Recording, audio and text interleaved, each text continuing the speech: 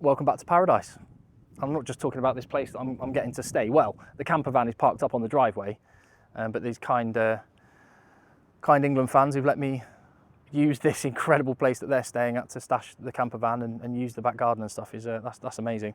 But no, paradise as well, because it's France during a Rugby World Cup. It comes around once every 4 years, and it is living up to the hype. It's the first time I've ever been to any World Cup games, and I'm absolutely loving it, and I really appreciate the support on the channel. If you're enjoying the videos, I'm hoping, if I haven't already, I will earn your subscription and a thumbs up and a comment as I talk about Wales versus Portugal, belatedly.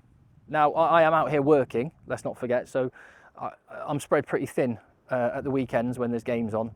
So the videos on the channel have to come as, you know, a secondary thing to the work that I'm doing.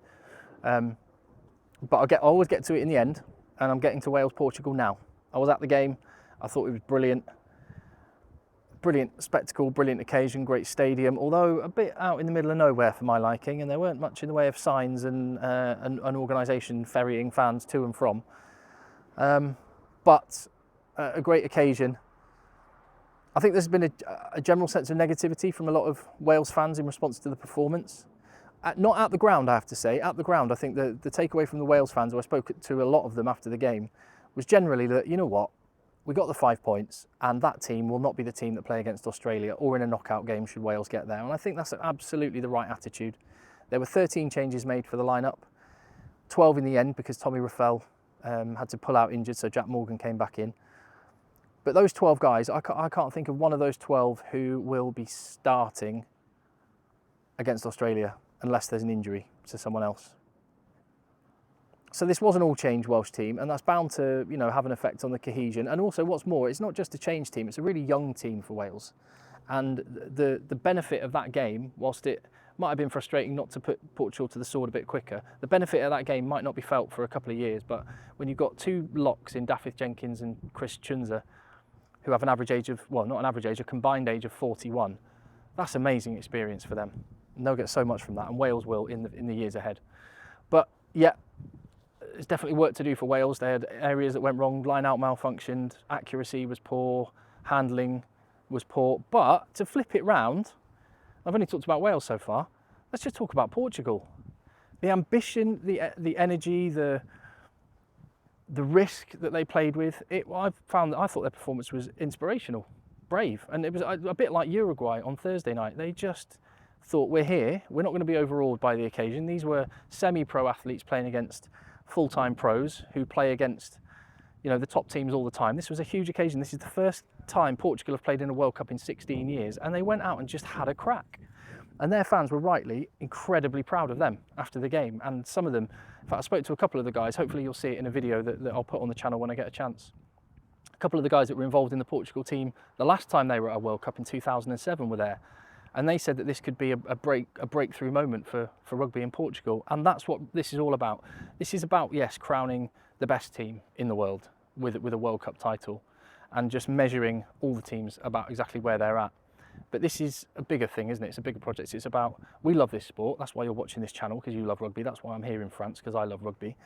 And we want it to grow. And we want as many people as, well, I certainly want as many people as possible to be able to enjoy rugby and get from it what I've got, which has given me so much. So if this can be a breakthrough moment for Portugal, that's brilliant, and they should be rightly really proud. I love the ambition they played with. It was the same with Uruguay on Thursday. So much fun to watch. Their fullback, Guedes, is a baller. I said after the Chile-Samoa game, I wanted to be a founder member of the Rodrigo Fernandez fan club, the fly half for Chile. Same goes for the fullback for Portugal. Love him. Their open side flanker deserved that try. He worked so hard all game. And a little no-look pass from the line out as well. Awesome move. So I think that's the overwhelming thing to take away, is that is another big feather in the cap for the emerging nations and another massive boost for what looked like it could have been a really mismatched weekend. As it is, you know, a couple of balls bounce a different way, a decision goes a different way, and it could have been Portugal with the losing bonus point rather than Wales getting the winning bonus point with the final play of the game. So that was great. Really, really enjoyed it. And also, I've got to say, both national anthems, it was amazing to be in that stadium, because you know what you're getting with the Welsh anthem. It's amazing. I'm very jealous of it as an Englishman because it's so good. But the Portuguese anthem, another banger.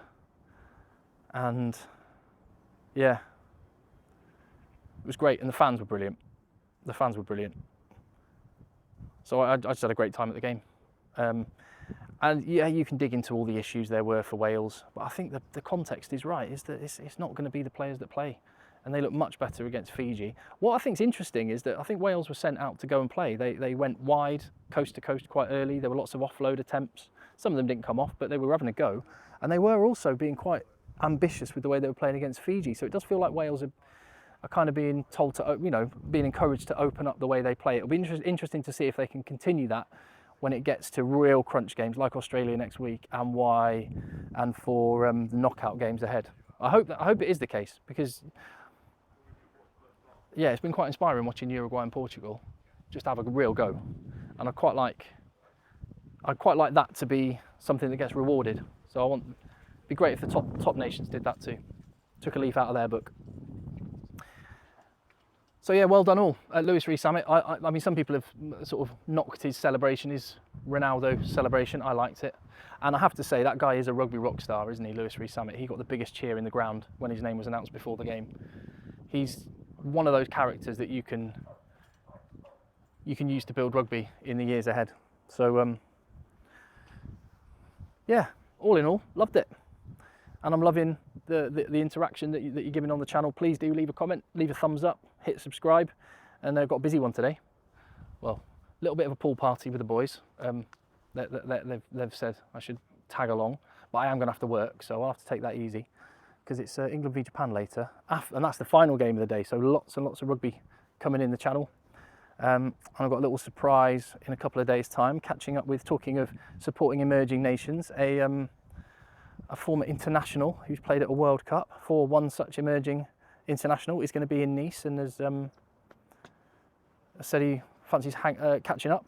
We've met before, we know each other, but he wants to catch up and maybe do a little video for the channel. So keep your eyes and ears peeled for that, and I will see you on the next one.